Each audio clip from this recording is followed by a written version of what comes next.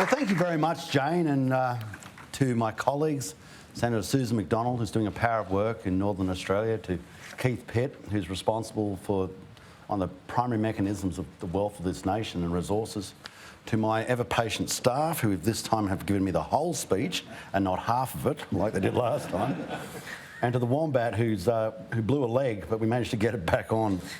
It's the journalist. Ladies and gentlemen, you know, 400,000 people have already voted. And there is an assumption that nearly 2 million will have voted by the so-called election day. The people in so many instances have made up their mind, and this is in a frame of geopolitical uncertainty, global economic pressures, cost of living pressures, and it talks to a vision for our nation that can deal with these issues via policy. The election may be fought by politicians, but it is an expression of the fundamental democratic right of the Australian people.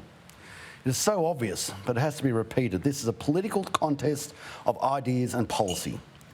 That you, the voter, make a judgement about what is the fairest, what is ultimately the safest, and what determines the future of your family and our nation. We know that popularity is not necessarily an attribute of good political leadership, and populism most certainly is not. Popularity is not even an indicator of who people will vote for. According to the 2019 Morning Consult survey, Senator Mitch McConnell, a Republican from Kentucky, had a 50% disapproval rating with registered voters. It's the second highest after Senator Susan Collins. But after this rather depressing polling, Senator McConnell won his Senate race by a margin of around 20 points.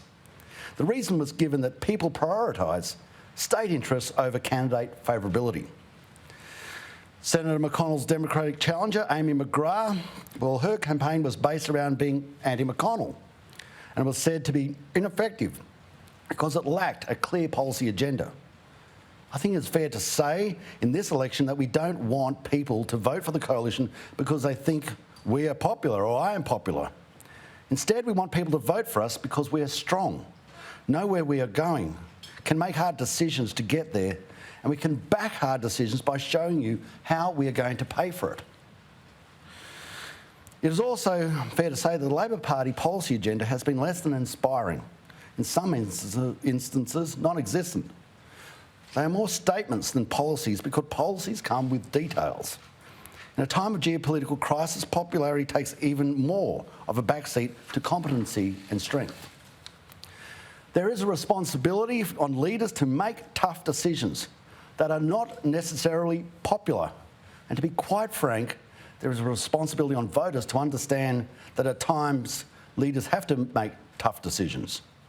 In this election, the Labor Party has presented one of the most policy-like election pitches in living history. It is summarised to this: they believe it is their turn.